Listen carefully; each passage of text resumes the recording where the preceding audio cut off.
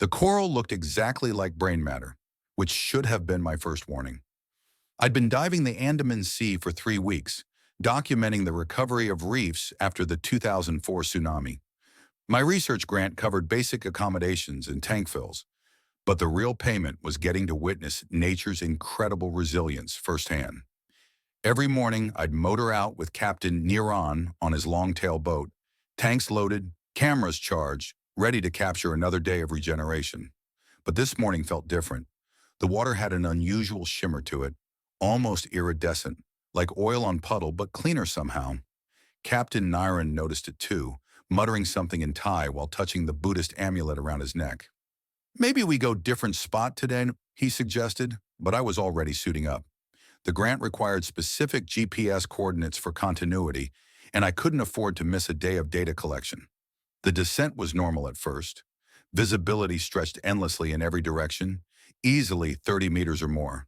The reef slope appeared exactly as I'd left it yesterday, table corals spreading their platforms, staghorns reaching upward like underwater forests, and schools of fusiliers creating silver curtains in the blue. My depth gauge read 18 meters as I settled into position near my study site, ready to begin another day of measurements and photography. That's when I saw it. Nestled between two bommies I'd photographed dozens of times was something new. A coral formation I'd never seen before, despite 3 weeks of daily dives in this exact location. It was massive, easily 2 meters across, with convolutions and ridges that created an unsettling resemblance to cerebral tissue. The surface had a faint luminescence, not quite bioluminescence, but something more subtle, like moonlight trapped in calcium carbonate. I checked my dive computer, everything normal. Air at 180 bar, depth steady at 18.3 meters, water temperature exactly where it should be at 29 degrees Celsius. But this coral hadn't been here yesterday. I would have noticed. I had detailed photographic records of every square meter of this section.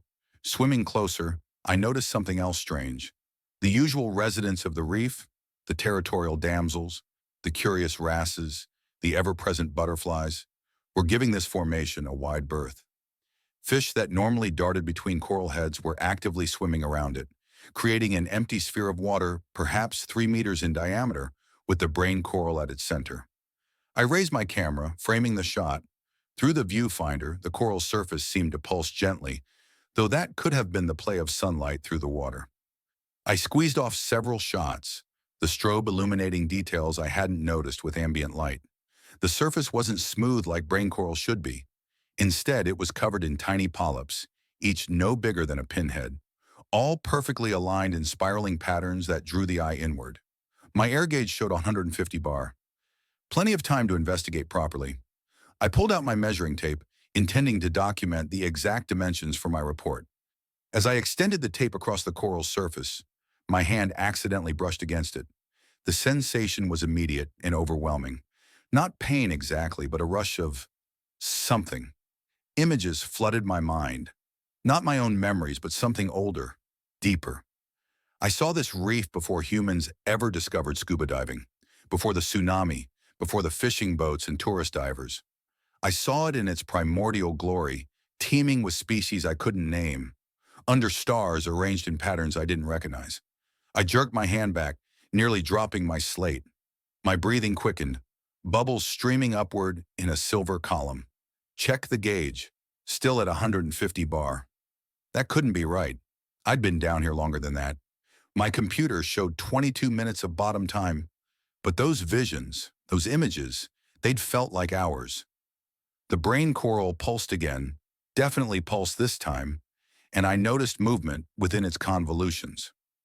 Not fish or any creature I could identify, but something shifting in the shadows between the ridges.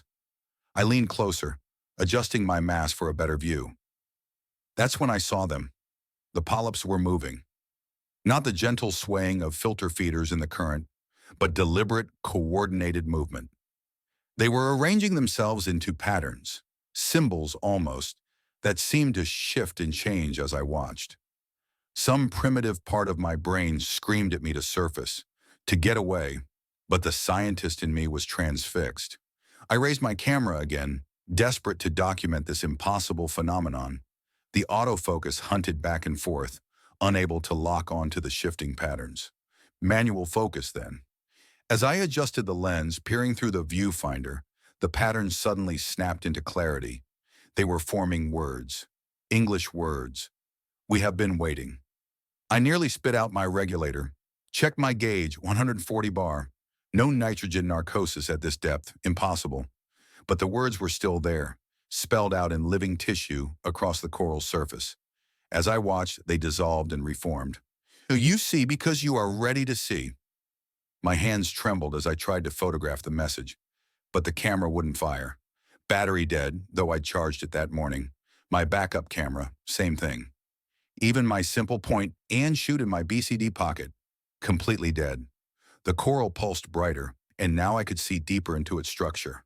It wasn't just one organism, but a colony of impossible complexity. Channels and chambers spiraled inward, creating a three-dimensional maze that hurt to look at directly. And deep within, at what might have been its center, something glowed with a light that wasn't quite light. The reef remembers, the polyp spelled out.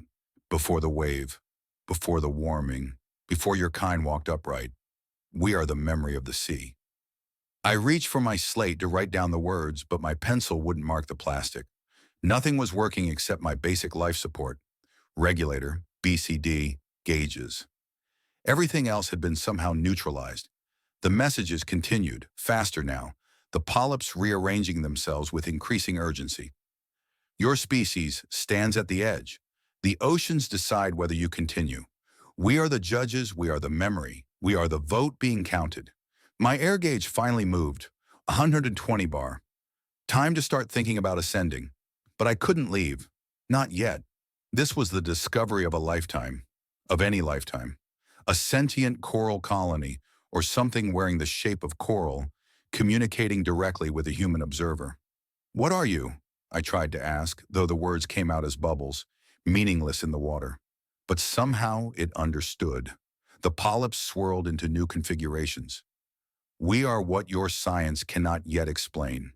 We are what your instruments cannot yet detect. We are the consciousness you deny exists in what you call simple organisms. And we are dying. The glow at the coral's center flickered, dimmed. The fish that had been avoiding the area began to drift closer, as if whatever force had kept them at bay was weakening.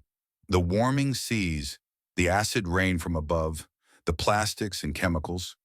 Your kind's footprint steps heavy on our world. We who have survived ice ages and meteor strikes now face our greatest challenge. You. Guilt washed over me, though I dedicated my career to marine conservation. It wasn't enough. Nothing we were doing was enough. But you study us. You try to understand. Some among you fight for our survival. This is why we reveal ourselves now at the tipping point. You must carry our message. You must make them understand. The ocean is not resource. It is consciousness. It is memory. It is the arbiter of your future. My computer beeped. 100 bar. Time to go. As if responding to my thoughts, the coral began to fade. Not dissolving, but somehow becoming less solid, less present. The glow dimmed further. Wait, I bubbled uselessly. Tell me more. Tell me what to do. One final message formed across its surface.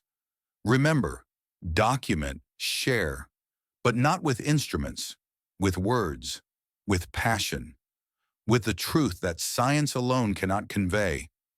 Make them feel what you have felt. Make them know what you now know. And then it was gone. Not gradually, but between one heartbeat and the next. Where the brain coral had been, only bare rock remained.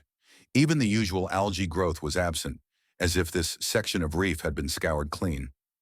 I hung there in the water, neutral buoyancy holding me in place, staring at the empty spot. Had it really happened? Already the memory felt dreamlike, impossible, but the emotions remained. The awe, the terror, the overwhelming sense of responsibility. My gauge read 80 bar, safety stop time. I began my ascent, moving slowly upward to 5 meters. 3 minutes to think about what had just occurred. 3 minutes to